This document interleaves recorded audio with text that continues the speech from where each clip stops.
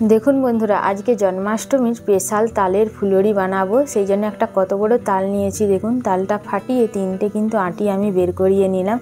देखेছেন कत बड़ो बड़ो आँटीगुलो। एबारे आमी ऊपरेर खोसाटा छाड़िए गेटारे गेट करे तालेर पाल्पटा बेर करिए नेब। और एकटा ताले कतटा तालेर पाल्प बेरिয়েছে देखुन।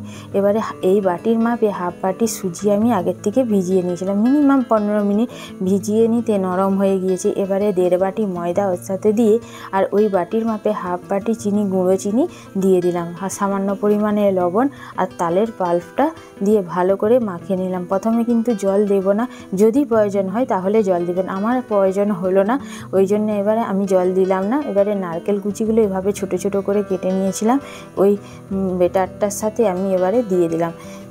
গরম তেলের উপরে ওই তালের ফুলুরিগুলো এবারে আস্তে আস্তে ভেজে নেব। প্রথমে কিন্তু বেশি জ্বালন দিবেন না, নাহলে কিন্তু পুড়ে যাবে, উপরটা লাল হয়ে যাবে আর ভেতরটা কাঁচা রইলে খেতে কিন্তু ভালো লাগবে না।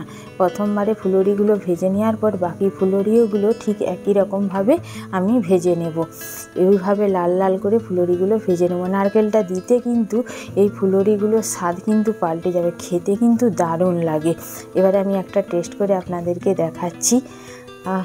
মুখে নারকেলটাও পড়লো আর খেতেও কিন্তু দারুণ লাগলো। এই ফুলুরিগুলো অসাধারণ।